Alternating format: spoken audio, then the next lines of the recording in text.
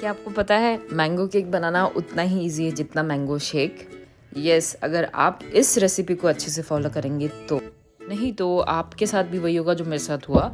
Yes, मैं इस recipe को बनाने से पहले ये 3 बार फेल हो चुकी है एंड फाइनली चौथी बारी में मैंने इस रेसिपी को परफेक्ट बनाया है, सब कुछ इंग्रेडिएंट सब अच्छे से मेजर करके। तो आप इस वीडियो को ध्यान से देखना एंड आप ट्राई करना, और मेजरमेंट बहुत ज़रूरी है, ट्रस्ट मी। सबसे पहले हमें एक बाउल में ऐड करना है बटर, जो कि 2 table spoon and oil 2 table spoon. हमें मिक्स करना है इधर पे बटर एंड ऑयल। उसके बाद हमें ऐड करना है शुगर, 1/2 कप शुगर, एंड उसके बाद हमें उसको क्रीम करना है बहुत अच्छे से जब तक थोड़ा सा शुगर डिज़ोल्व नहीं हो जाता। देन हम 1/2 टीस्पून डालेंगे वनीला एसेंस एंड उसके बाद 1/4 कप कर्ड।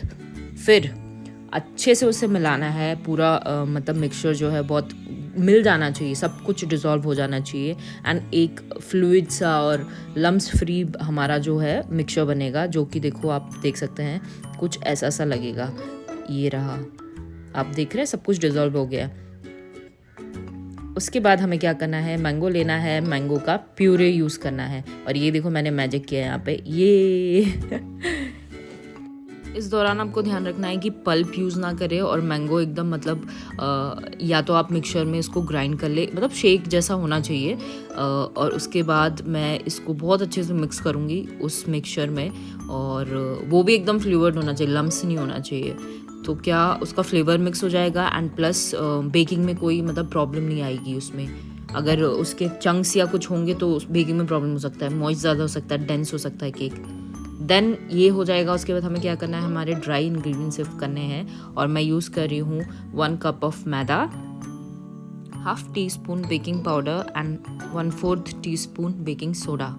और हमें इसको छान लेना है अच्छे से। और छानना, जैसा कि मैं बोलती हूँ, इम्पॉर्टेंट स्टेप है, तो आप छानना ज़रूर, आप डायरेक्ट मत डालना। डायरेक्ट डालेंगे तो आप पहले या तो कुछ पार्टिकल्स हो सकते हैं या फिर लम्प्स बहुत सारे बन जाएंगे, तो आपको मिक्स करने में उसको प्रॉब्लम होगा। अब हमें इसको एक ही डायरेक्शन में अच्छे से मिक्स करना है एंड कुछ चीज़ें हैं जो मैंने मेरी जो पिछले ट्रायल्स में मैंने ऑब्जर्व किया कि कुछ जगह पे मैंने ना मैंगो प्यूरे जो है वो ज़्यादा यूज़ कर लिया था, तो उसकी वजह से मेरा केक मतलब जो है वो बेक अच्छे से नहीं हुआ, डेंस हुआ, मतलब फ्लेवर बहुत अच्छा नहीं आ रहा था। तो आप याद रखना जितना मैंने मेजरमेंट लिखा है, 1/4 cup plus 2 table spoon, I am sorry मैं 2 टेबल स्पून बताना भूल गई, but 1/4 cup plus 2 table spoon आपको ऐड करना है। 2 टेबल स्पून इसलिए क्योंकि मैंने इस वाले रेसिपी में सिर्फ 1/4 किया था पर्सनली, बट मुझे जो मैंगो का टेस्ट था वो थोड़ा कम आया और मुझे कम ही पसंद है। तो आप अगर आप ऐड करना चाहते हैं तो एक्स्ट्रा सिर्फ 2 टेबल स्पून ऐड करना 1/4 के साथ, उसके अलावा नहीं।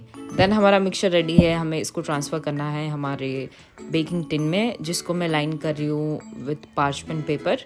ये रहा पार्चमेंट पेपर, और पार्चमेंट पेपर से मैं लाइन करती हूँ बिकॉज उससे ना मेरे लिए ईजी होता है डिमोल्ड करना। एंड आप वो वाला मेथड भी यूज़ कर सकते हैं, डस्टिंग वाला, बट उसमें क्या होता है कि उसको आपको पूरी तरह ठंडा करना पड़ता है, और इसमें क्या है कि आप तुरंत भी निकाल सकते हैं। तो ये मैंने बैटर ट्रांसफ़र कर दिया है, और अब हमें इसे बेक करना है प्री हीटेड ओवन में 180 डिग्री सेल्सियस पे फॉर 30 मिनट्स। और मैंने प्री हीट करने के लिए रख दिया है। अगर आप कढ़ाई कर रहे हैं तो सेम मेथड से आपको लो टेम्परेचर में कढ़ाई को भी गर्म होने के लिए रख दीजिए। मैं इसको टॉप कर रही हूँ विद सम चॉप्ड पिस्ताशियो, आप कुछ भी यूज़ कर सकते हैं, आलमंड्स या एनी अदर ड्राई फ्रूट। और ये जा रहा है बेक होने, एंड आपको पता है जब तक ये बेक हो रहा है आपको क्या करना है, वीडियो को लाइक शेयर एंड चैनल को सब्सक्राइब।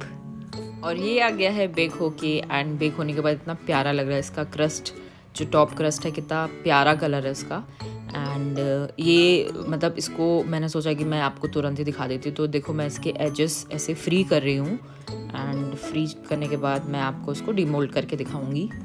और कुछ चीज़ें आपको ध्यान रखनी है, जैसे मेरे वन ऑफ माय सब्सक्राइबर, उसने मुझे मैसेज करके पूछा कि उसने मेरी रेसिपी मतलब जो पिछली है 2-3 फॉलो किया, बट कुछ में मतलब वो बेक नहीं हो पाया, मतलब दिख तो रहा था कि वो मतलब राइज हो रहा है बट बेक नहीं हुआ अंदर से। फिर मैंने उनसे कुछ चीज़ें पूछी एंड मुझे पता चला कि उन्होंने ना रूम टेम्परेचर इंग्रेडिएंट यूज़ नहीं किए थे, मतलब दही ठंडी थी या मिल्क ठंडा था। तो बहुत ही इंपॉर्टेंट है रूम टेम्परेचर इंग्रेडिएंट यूज़ करना एंड मेजर करना, 2 most important rules of baking, ठीक है। तो आप ध्यान रखना। एंड इसको मैंने डिमोल्ड करने के बाद मैं आपको कट करके दिखा रही हूँ, एंड कट करते टाइम मुझे बहुत सेटिस्फाइंग लगा। ये देखो इसका टेक्सचर कितना अच्छा सा आया है, इट्स लाइक वेरी स्पंजी और बहुत ही सॉफ्ट है। आपको मैं दिखाती हूँ, ये देखो कितना प्यारा लग रहा है ना।